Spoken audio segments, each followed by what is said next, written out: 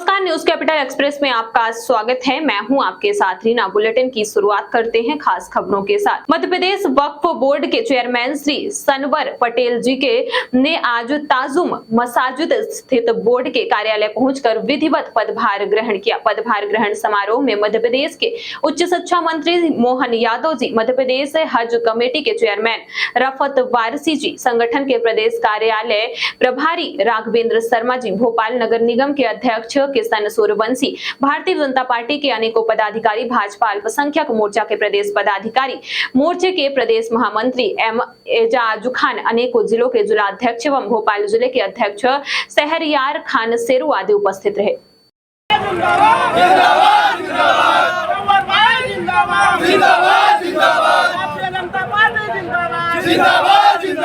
पहुंचाया कि वहां जाओ, वहां से ताकत लो और अच्छा काम करो। मैं आपको बधाई देता हूं। उस नाते बहुत कम हो गए, मुझे नहीं मालूम कि आज तक कोई ऐसा अध्यक्ष बना होगा, लेकिन एक बात की गारंटी ले सकता हूं, मैं जानता हूं। आज आप वक्फ बोर्ड के अध्यक्ष पद को संभाल रहे हैं, सबसे पहले तो हम आपकी प्राथमिकता जानेंगे।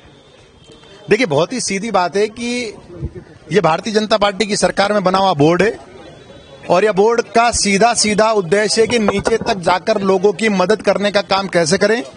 खासतौर पर जो वक्फ से का संदेश है वो सीधा साफ है कि दान की हुई ऐसी संपत्ति और उस संपत्ति से आने वाली इनकम को गरीब लोगों के बीच में उनके जीवन स्तर को सुधारने का काम, शिक्षा का काम, स्वास्थ्य का काम ठीक तरह से हो।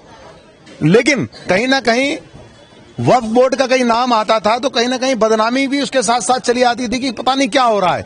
हम इस बात को सबसे पहले अपनी प्राथमिकता पे रखेंगे कि जो संपत्ति वक्फ की गई है, अर्थात जो भी दान की गई संपत्ति है, वो जिस मंशा से की गई, जिस पवित्र भाव से की गई है, उसका पैसा उसी भाव में लगे, इस बात की फिक्र करने का काम यह बोर्ड करेगा।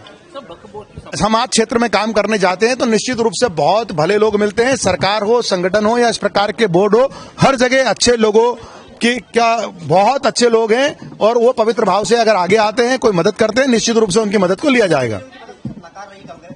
नहीं, ये हमारे देखने में जब आएगा, अभी संज्ञान में नहीं आया, उस पर हम विचार करके निर्णय लेंगे। हो जाना चाहिए और जो संपत्ति है उसका जो रेवेन्यू आएगा उससे कुछ नई चीजें भी हो पाएंगी। निश्चित रूप से बहुत ही अच्छा सवाल है। विवाद क्यों रहना चाहिए? निश्चित रूप से हम लोग एक विधि का सेल बनाएंगे और जरूरत लगी तो हम उस एक वार रूम बनाएंगे। हमको एक भी संपत्ति, एक भी इंच किसी अन्य की विवादित नहीं करना है और वक्फ की जो संपत्ति वैधानिक रूप से है, उस वैधानिक संपत्ति के पक्ष में हमारे सारे जो फैसले हैं जो आज तक हो चुके हैं उनको नजीर बनाकर और अपने फैसले कोर्ट के सामने अपनी बात को रखना है। निश्चित रूप से ये जो सवाल है ये बड़ा सवाल है और अभी एक बड़े समाचार पत्र ने इसको प्रकाशित भी किया है कि 125 कहीं ना कहीं रिकॉर्ड में अगर कब्रिस्तान है तो 101 कहां गए। तो ये आज के पहले जो जिम्मेदार थे, जिस राजनीतिक दल के लोग इस पर बैठे थे, जिस राजनीतिक दल को मानने वाले जो तुष्टिकरण के चलते जिन्होंने सारे बोर्ड को हजम करने का काम किया और साथ में कब्रिस्तानों को भी कहीं हजम करने का काम किया, तो निश्चित रूप से हम हमारे बैठने के बाद इस बात की भी जांच की जाएगी कि कौन जिम्मेदारों का रोल इसमें है। एसएमएस से कर्नाटक को बचाना है। एसएमएस मतलब सिद्धरमैया, मल्लिकार्जुन खड़गे और शिव कुमार एक करप्ट मैसेज मोबाइल खराब कर देता है। ठीक वैसे ही ये करप्ट एसएमएस कर्नाटक के भविष्य को खराब कर देगा। प्रधानमंत्री नरेंद्र मोदी को कांग्रेस के सांप कहने वाले बयान पर बोले मोदी जी, सांप नहीं देश की आस है, जनता की आस है, लोगों का विश्वास है। जैसे ऑक्सीजन पूरे शरीर को जीवन भी देती है और स्फूर्ति से भर देती है, वैसे ही मोदी जी ने देश को नवजीवन दिया है। वह एक प्रभावशाली भारत, एक गौरवशाली भारत, एक समृद्ध भारत, एक शक्तिशाली भारत का निर्माण कर रहे हैं। कांग्रेस विषकुंभ बन गई है, मोदी जी के बारे में जहर ही फैलाती रहती है। सर, कांग्रेस ने मोदी जी को सांप कहा है। सर, मोदी जी सांप नहीं, देश की सांस है, जनता की आस है, लोगों का विश्वास है। जैसे ऑक्सीजन पूरे शरीर को जीवन भी देती है और स्फूर्ति से भर देती है, वैसे मोदी जी ने देश को नव जीवन दिया है। एक वैभवशाली भारत, एक गौरवशाली भारत, एक समृद्ध भारत, एक शक्तिशाली भारत का निर्माण कर रहे हैं श्रीमान नरेंद्र मोदी जी। कांग्रेस विषकुंभ बन गई है। मोदी जी के बारे में जहर ही फैलाती रहती है। कभी कहते हैं मोदी मौत के सौदागर हैं, कोई कहता है सारे मोदी चोर हैं, कोई कहता है कि मोदी जी सांप है, कोई उनको नीच बोलता है। अब ये सत्ता जाने की छटपटाहट है। मोदी जी के कारण हमारी सत्ता चली गई और वो जो छटपटाहट है, वो जो दर्द और पीड़ा है, वो बौखलाहट में बदल गया है। इसलिए कांग्रेस के विषकुंभ से जहरीले बयान निकल रहे हैं, लेकिन मोदी जी तो जहर पीने वाले, विषपान करने वाले नीलकंठ है। वो जहर पी रहे हैं देश की जनता के लिए, देश के विकास के लिए, और दिन और रात देश के विकास में लगे हुए हैं। कर्नाटक को एसएमएस से बचना होगा। ये एसएमएस कर्नाटक के विकास के लिए खतरनाक है। सिद्धरामैया, मल्लिकार्जुन खड़गे और शिव कुमार जैसे एक करप्ट मैसेज मोबाइल को खराब कर देता है, वैसे ही एसएमएस ये करप्ट मैसेज कर्नाटक के भविष्य को तबाह और बर्बाद कर देगा। डबल इंजन की सरकार ही कर्नाटक को बचा सकती है। यौन शोषण के मामले में दर्ज हुई एफआईआर के बाद सामने आए बृजभूषण सिंह, कहा हम कोर्ट का सम्मान करते हैं, अभी तक मुझे एफआईआर प्राप्त नहीं हुई है। सांसद का बृजभूषण सिंह ने कहा आरोप झूठे हैं। वहीं देश के नामी पहलवानी के जंतर मंतर पर धरने पर पहुंची प्रियंका गांधी ने पहुंचकर किया सरकार पर हमला। मुझे सुप्रीम कोर्ट पर पूर्ण आस्था और विश्वास है और इस देश के अंदर सुप्रीम कोर्ट से कोई बड़ा नहीं हो सकता। और सुप्रीम कोर्ट ने के सामने कल एफआईआर करने की बात आई है और अभी यद्यप एफआईआर की कॉपी मेरे पास नहीं है, लेकिन एफआईआर हो ही गई होगी और उसमें मुझे कुछ गलत प्रतीत नहीं होता है। और जो जांच एजेंसी वर्तमान समय में दिल्ली पुलिस है, उस पर भी मुझे पूरा भरोसा है। मुझे किसी प्रकार से कोई शिकायत नहीं है और मैं पूरी तरह से निर्दोष हूं और इन आरोपों का सामना करने के लिए तैयार हूं। जांच एजेंसी जहां भी उचित समझेगी उसकी हर जांच में सहयोग करने के लिए मैं तैयार हूं। मुझे पहले भी भरोसा था, आज भी भरोसा है। सुप्रीम कोर्ट से ऊपर इस देश के अंदर कोई नहीं हो सकता है और सुप्रीम कोर्ट का आदेश सर्वमान्य है और मुझे या मेरे समर्थकों को ये आदेश सर्वमान्य है और मुझे जांच एजेंसी पर भी पूरा भरोसा है और मुझे और मेरे समर्थकों को न्याय मिलेगा, क्योंकि लगातार कई महीने से गाली पर गाली, गाली पर गाली, गाली पर गाली, आरोप पर आरोप, आरोप पर आरोप, इससे हमें भी कष्ट होता है, हमारे परिवार को भी कष्ट होता है, हमारे समर्थकों को भी कष्ट होता है। लेकिन हम चाहेंगे कि निष्पक्ष जांच जो सुप्रीम कोर्ट के आदेशानुसार दिल्ली पुलिस कर रही है वो करे और शीघ्र ही मेरा एक शब्द है कि शीघ्र ही जल्द से जल्द ये जांच पूरी करके जो भी कार्रवाई बनती हो उसे करना चाहिए।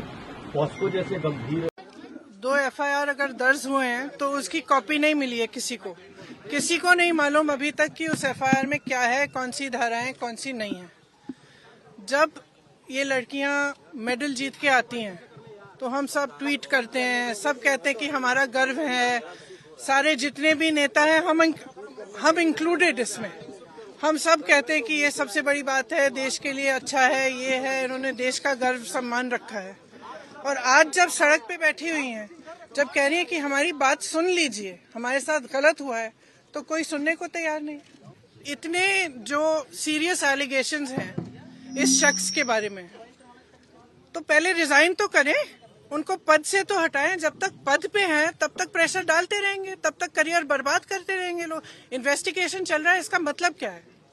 मतलब क्या है? अगर वो आदमी उसी पद पे है जहां सबसे ज्यादा पावर है सबके ऊपर, सारे प्लेयर्स के ऊपर, इनके करियर को बर्बाद करने के लिए, इनको तंग करने के लिए, प्रेशराइज करने के लिए, तो फिर आप कैसे कह सकते हैं कि एफआईआर इन्वेस्टिगेशन? क्या मतलब है इसका? पहले रिजाइन करें, उसको हटाएं पद से, उसका पावर तो लीजिए।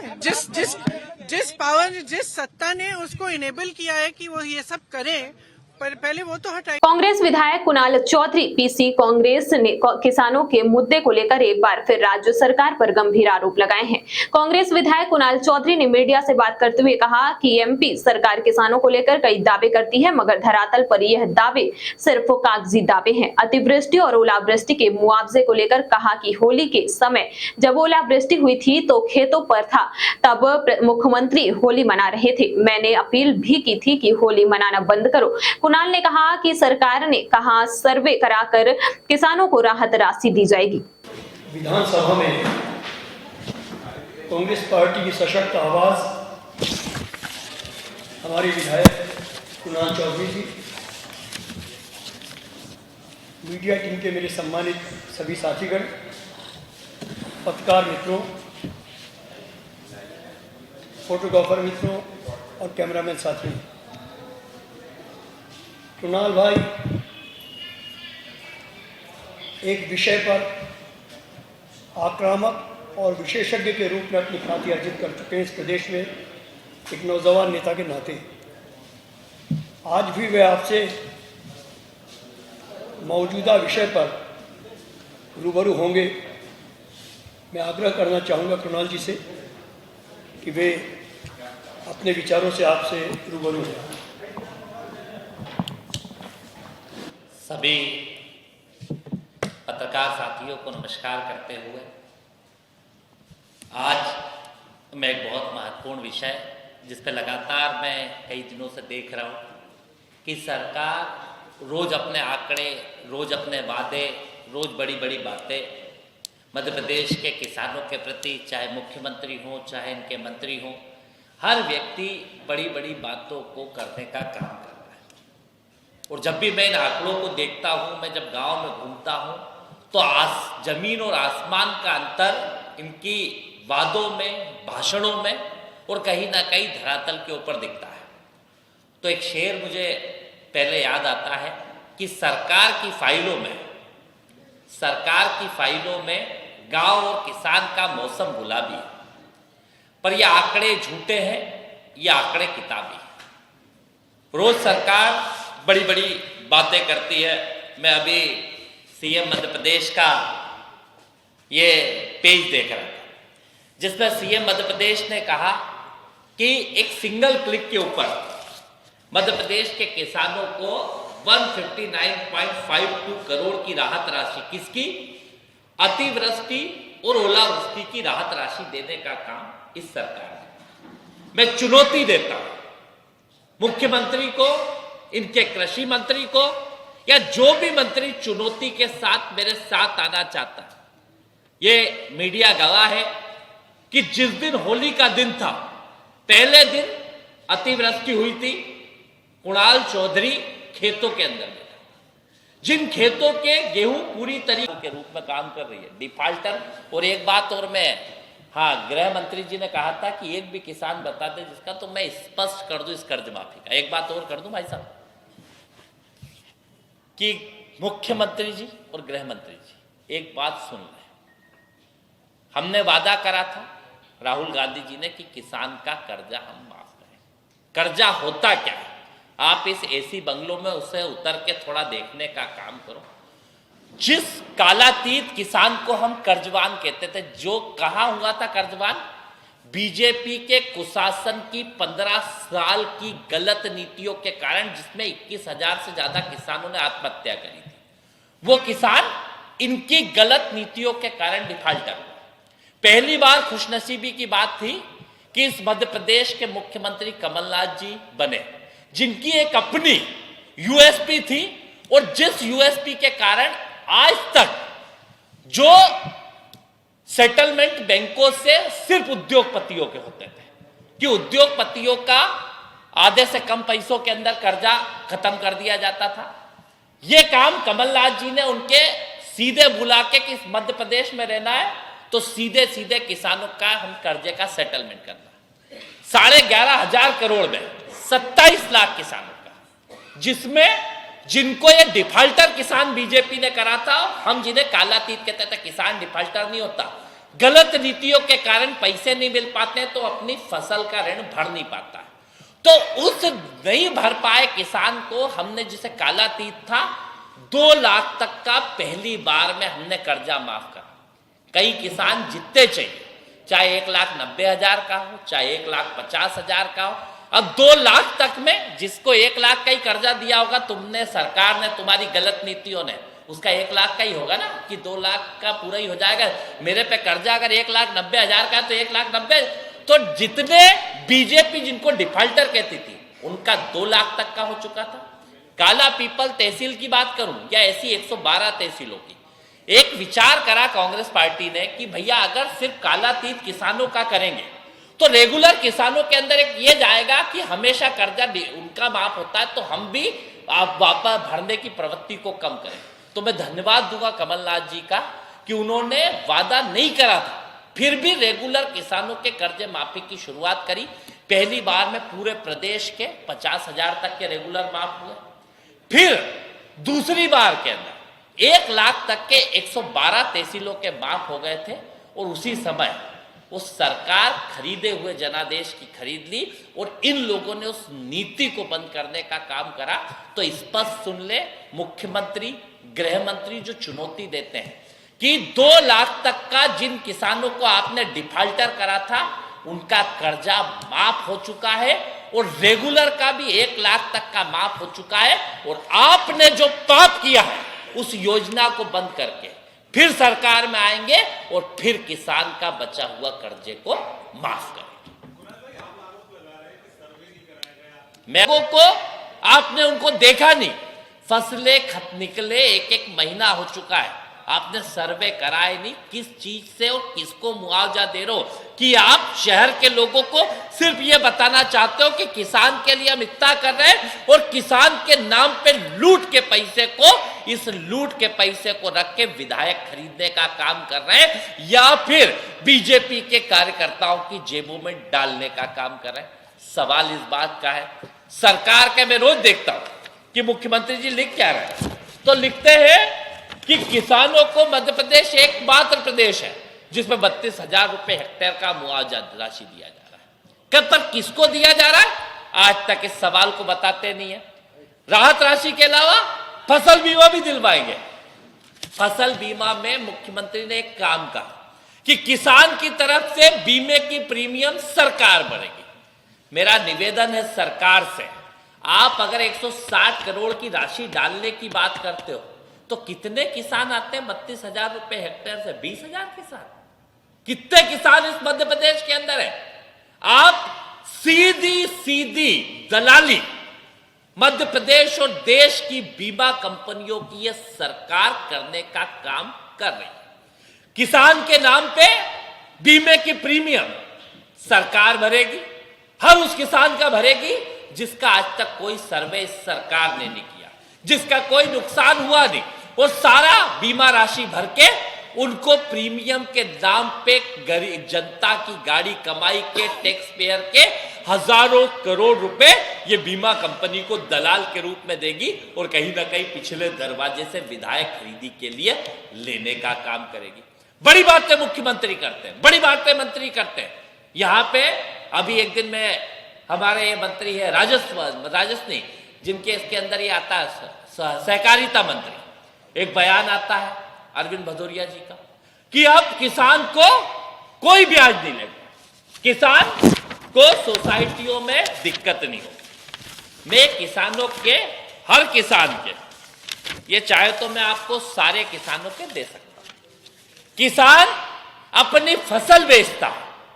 ये किसान का नाम है चंद्र सिंह जी। इनका मैं लेके आया, और एक का नहीं, मतलब हजारों किसानों के मेरे उसमें पड़े। किसान ने सोसाइटी से ऋण लिया, ऋण के बाद उसे दोबारा भरने का काम कर दिया। पर जब सरकार के पास किसान गेहूं बेचने गया, क्योंकि सोसाइटियों के अंदर किसान की बेचना दावा करती है कि मंडियों के अंदर एमएसपी से नीचे कोई भी बिक्री नहीं होगी। और मैं पिछली बार आपको इसी प्रेस कॉन्फ्रेंस में देके गया था कि सरकार के मंत्री क्या, कृषि मंत्री क्या, वो निकाल लिए उनने की पावतियां भरवा ली है कि किसान अपना फसल खराब बता रहा है और वो मजबूरीवश अपनी जरूरत के कारण वो कहीं ना कहीं औने पौने दाम पे बेचने में। आज तक किस व्यापारी के ऊपर इस सरकार ने कार्रवाई कर दी? किस व्यापारी के ऊपर कार्रवाई करने का काम कर दिया? और सोसाइटियों में जब बेचने जाता है तो पैसे तो आते नहीं है। उसके गेहूं बिका कि अगर इस किसान का 83.5 क्विंटल गेहूं बिका 2125 के हिसाब से, तो इसका भुगतान योग्य राशि कितनी हुई?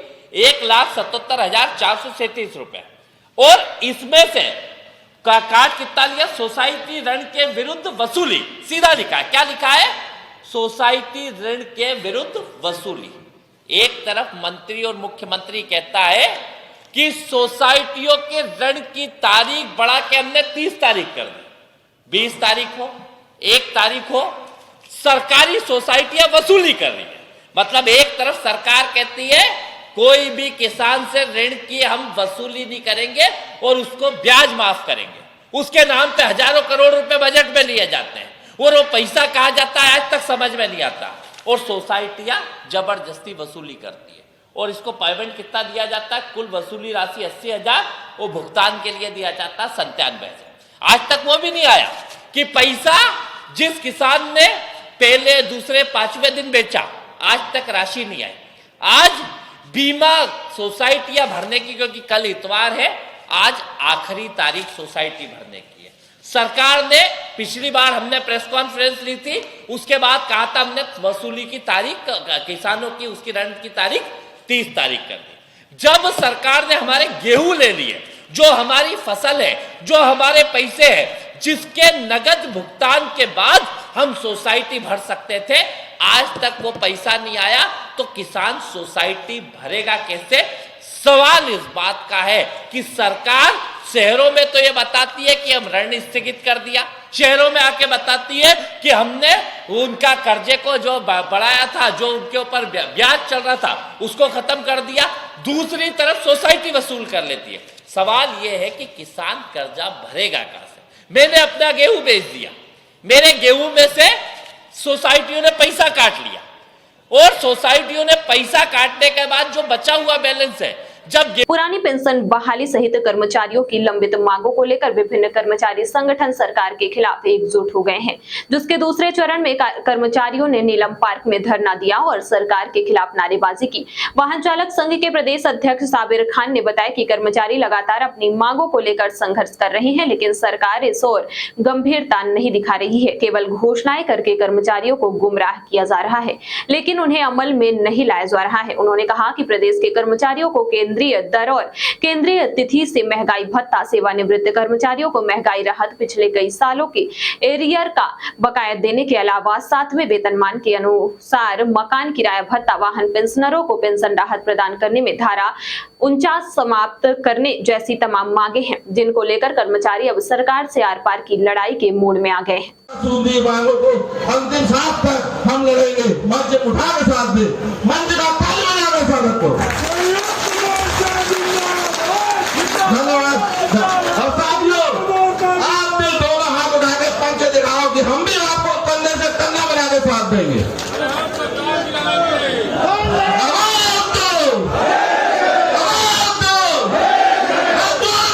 टक्कर में आज आप लोग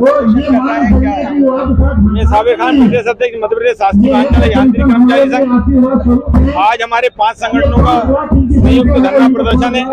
आज संगठन में लिपिक वर्ग कर्मचारी संघ, व्यक्तिगत साथी कर्मचारी संघ, लघु वेतन कर्मचारी संघ, वाहन चालक यांत्रिक कर्मचारी संघ और पेंशनर एसोसिएशन। आज हमारे धरना प्रदर्शन का दूसरा चरण है।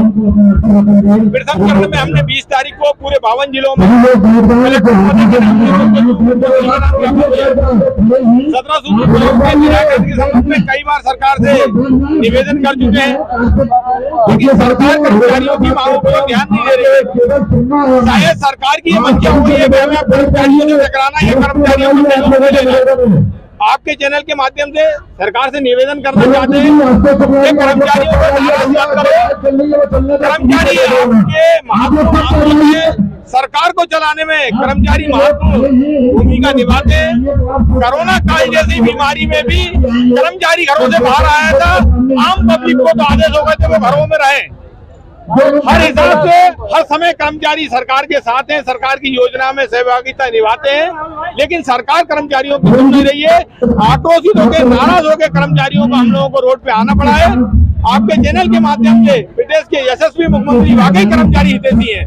वो कर्मचारियों के मामले में कई बार उन्होंने घोषणाएं भी करी हैं, लेकिन सिर्फ घोषणाएं रह गई हैं, आदेश नहीं हुआ है। निवेदन है मुख्यमंत्री जी खुद इस बात को संज्ञान में ले, उनके आजू बाजू जितने चंगू मंगू हैं उनकी बातों में नहीं आए। मुख्यमंत्री जी जितनी घोषणा करते हैं उसका पालन करवा दें ताकि कर्मचारियों को कुछ लाभ मिल सके। यदि कर्मचारी नाराज रहेगा तो आने वाले चुनाव में सरकार को इसके परिणाम भी भुगतना पड़ सकते हैं। हम नहीं चाहते कि इतने अच्छे मुख्यमंत्री प्रदेश से विपक्ष में बैठे, अच्छा नहीं लगेगा। हम तो चाहते हैं ये मुख्यमंत्री हमेशा मुख्यमंत्री बने रहें और हम कर्मचारियों की मांगे पूरी करते रहे। वाहन चालकों की भी छोटी छोटी मांगे जो मैं बताना चाहता हूँ। वाहन चालकों की प्रतिबंध लगाए, टैक्सी मिलना चालू कर दिए, दैनिक वेतन भोगियों को रेगुलर नहीं कर रहे, बेनियमित कर्मचारियों को रेगुलर कर नहीं रहे। जैसे हमारी मांग है वर्षा के कर्मचारियों को अवकाश नकदीकरण का लाभ नहीं दे रहे हैं। इन मांगों को लेकर भी आज हमारा कर्मचारी वाहन चालक यांत्रिक कर्मचारी संगठन मोर्चे के साथ है। यदि सरकार मांगे हमारी नहीं मानती है तो आज मोर्चा यहाँ आगामी आंदोलन की निर्णय लेगा। प्रथम चरण में हमारे वाहन चालक यांत्रिक कर्मचारी संघ ने 20 तारीख को जो आंदोलन करा था, ज्ञापन दिया था, वो हमारे संगठन की तरफ से हमारा प्रथम गेर था। आज हमारे संगठन की तरफ से दूसरा गेर डाल दिया गया है। अभी कुछ और गेर बाकी है। सरकार हमारी गाड़ी को, आंदोलन की गाड़ी को यहीं रोक ले। यदि ये आंदोलन की गाड़ी हमारी रेस पकड़ लेगी तो सरकार को मुश्किल हो जाएगी। हमारा निवेदन है कि रिवर्स गार्ड 30 अप्रैल को रेडियो पर प्रसारित होने वाले पीएम मोदी के मन की बात के 100वें एपिसोड को यादगार बनाने की तैयारी बीजेपी ने कर ली है। इस रेडियो प्रसारण को एक साथ ज्यादा से ज्यादा लोगों की ओर से सुनने का रिकॉर्ड बनाने का लक्ष्य रखा गया है। पार्टी ने अपने सभी सांसदों और विधायकों को मन की बात के प्रसारण को सुनने के लिए विशेष इंतजाम करने का निर्देश दिए हैं। मुख्यमंत्री शिवराज सिंह चौहान भोपाल तो प्रदेश अध्यक्ष वीडी शर्मा उज्जैन के एक बूथ पर मन की बात कार्यक्रम को सुनेंगे। पहले एपिसोड में हर एक एपिसोड का बहुत सारे विषय, एक विषय तो होता नहीं है, इसलिए अलग अलग होता है। जैसे मैं अगर कहूँ, जैसे मैंने कुछ उल्लेख जो किया है, जैसे उन्होंने सितंबर में 19 में जो बात हुई थी वो बच्चों पर परीक्षाओं पर,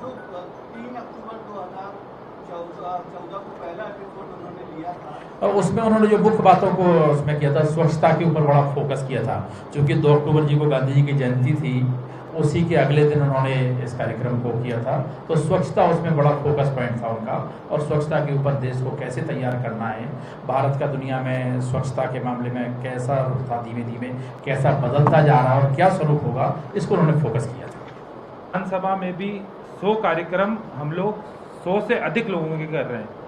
इसमें हमारे सभी विधायक हैं, सांसद हैं, प्रदेश के भारतीय जनता पार्टी के पदाधिकारी हैं, निगम मंडलों के अध्यक्ष हैं, और उसके बाद हमारे ज़िले के पदाधिकारी हैं और पूरे पार्षद, भारतीय जनता पार्टी के जितने पार्षद हैं, ये सभी अपने स्तर पर वार्ड में भी बड़े कार्यक्रम कर इन कार्यक्रमों को, मन की बात के कार्यक्रम को आम जनों के साथ सुनकर देश के प्रधानमंत्री नरेंद्र मोदी जी की बात नीचे तक पहुँचा रहे हैं। और भोपाल जिला लगातार प्रत्येक बूथ पर बूथ विस्तार योजना में अपने बूथों का गठन कर चुका है, और इसको हम लोग संगठन ऐप के माध्यम से भी कार्यकर्ता डाउनलोड कर मन की बात के कार्यक्रम को अपने स्तर पर इस कार्यक्रम को वहाँ भी अपलोड कर रहे हैं। तो भोपाल जिले के कल एक महत्वपूर्ण कार्यक्रम आपको राघवेंद्र जी ने बता ही दिया। सबसे बड़ा कार्यक्रम ओबीसी वर्ग के लोगों के साथ मध्य प्रदेश के मुख्यमंत्री लाडली बहना योजना के वहाँ पे जो बहनें हैं उनके साथ भी इस कार्यक्रम को आयोजित किया जा रहा है। और इन्हीं बहनों के साथ मुख्यमंत्री शिवराज सिंह चौहान जी और आदरणीय कृष्णा गौर जी जो हमारी राष्ट्रीय उपाध्यक्ष हैं पिछड़ा वर्ग मोर्चे की, उनके साथ इस कार्यक्रम को पीपल्स मॉल में बूथ नंबर 3 भानपुर मंडल का है, वार्ड नंबर 72, इसमें वो सुनने वाले हैं। और अनेक कार्यक्रम हमारे विश्वास सारंग जी एक बूथ पर रहने वाले हैं, रामेश्वर जी एक बूथ पर रहने वाले हैं, कृष्णा गौर जी हुई, हमारे भगवान दास सबनानी जी रहने वाले, जितने प्रदेश के पदाधिकारी हैं, शैतान सिंह पाल जी हुए, कृष्ण मोहन सोनी जी हुए, ये सभी लोग अपने स्तर पर अपने मंडलों में बूथ पर विशेष कार्यक्रम आयोजित कर कर देश के प्रधानमंत्री आदरणीय नरेंद्र मोदी जी की मन की बात नीचे तक आम जनों तक पहुंचाएंगे। आप सभी ने इस कार्यक्रम में आज यहाँ पे उपस्थित हुए और हमारा जो भोपाल जिले का कार्यक्रम है इसको भी आप अधिक रूप से प्रसारित करेंगे, यही आपसे आशा है। बहुत बहुत धन्यवाद। भारतीय अमृत पार्टी के राष्ट्रीय अध्यक्ष सुशील कुमार प्रसाद ने कांग्रेस विधायक रामचंद्र दांगी पर जान से मारने का आरोप लगाया है। सुशील कुमार प्रसाद ने बताया कि रामचंद्र दांगी द्वारा गुंडे भेजकर उनके ऊपर हमले कराए गए। इसके साथ ही उन्हें कॉलेज में भी गुंडों द्वारा हमले कराकर उन्हें अपमानित किया गया। इतना ही नहीं, 20 अप्रैल को शांति समिति की बैठक में भी एसडीएम द्वारा उन्हें बुलाया गया। इस दौरान विधायक दांगी और उनके समर्थकों ने उनसे अपशब्द कहे और उन्हें अपमानित कर उनकी छवि को खराब करने का प्रयास किया गया। क्या मामला? जी, मैं डॉक्टर सुशील कुमार प्रसाद भारतीय अमृत पार्टी का राष्ट्रीय अध्यक्ष हूं और क्राइस्ट कॉलेज का चेयरमैन हूं। ये 2023 की इसी वर्ष की अभी अप्रैल की घटना है, 20 तारीख की, जो वहां के लोकल कांग्रेस के विधायक है रामचंद्र दांगी। उनको पिछले कई वर्षों से मेरे से, क्योंकि मैं भी प्रत्याशी हूं, वो भी चुनाव लड़ते हैं कांग्रेस की तरफ से, तो 2019 में मैं लोकसभा राजगढ़ से चुनाव लड़ा हूं और उसके बाद जो उपचुनाव थे ब्यावरा विधानसभा, वो भी मैं लड़ा हूं और इन्होंने काफी पहले भी विरोध किया था। लेकिन 20 तारीख को इन्होंने एक असंवैधानिक घटना चक्र को अंजाम दिया। इन्होंने कुछ गुंडे बदमाशों को मेरे कॉलेज में भेज के मेरे ऊपर हमला कराने की कोशिश की और इनके पूरे षड्यंत्र के तहत उन स्टूडेंट्स ने आके यानी हमारे ऊपर गाड़ी तोड़ने की और जो कांच की बोतलें फेंकने की भी उन्होंने जो एक कृत्य किया, वहाँ पे आपराधिक काम को अंजाम दिया है, जिससे कि पूरा स्टाफ वगैरह सब डर गए थे। उसके बाद अचानक क्या होता है कि एसडीएम ब्यावरा जो त्रिपाठी जी हैं, उनके ऑफिस से मेरे पास फोन आता है कि आप तुरंत आके मिलिए और बार बार दबाव देने लगे कि आप आइए तुरंत। और जब हम वहाँ गए तो वहाँ पे शांति समिति की बैठक चल रही थी, क्योंकि एक दिन के बाद ईद थी और कुछ यानी त्योहार भी थे। तो शांति समिति की बैठक में उन्होंने अचानक मेरे साथ, जो रामचंद्र दांगी विधायक है, उन्होंने बड़ी बदतमीजी पूर्ण मेरे से बात की, अपशब्द बोले, गाली गलौज किया मेरे साथ और पूरे शासन प्रशासन के सामने, जबकि वहाँ एसडीएम और लोकल पुलिस दोनों थाने की बैठी है, सीएमओ, नगर पालिका, तहसीलदार और अन्य पार्टियों के लोग बैठे थे और वहाँ पे जो अनचाहे कुछ यानी गुंडा प्रवृत्ति के लोग भी वहाँ पे मौजूद थे और उनके सामने यानी ये सब आरोप प्रत्यारोप किए गए और मुझे जान से मारने की धमकी भी दी गई और जिसकी वजह से मेरे को मानहानि हुई है।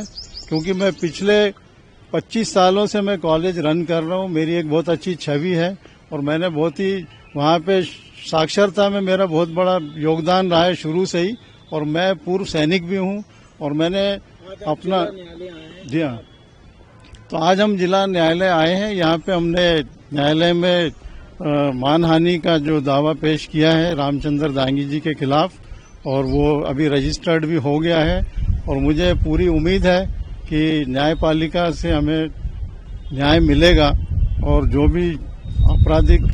हाँ जी, मैं अनिल नामदेव क्राइस्ट कॉलेज और भारतीय अमृत पार्टी का लीगल एडवाइज़र हूँ।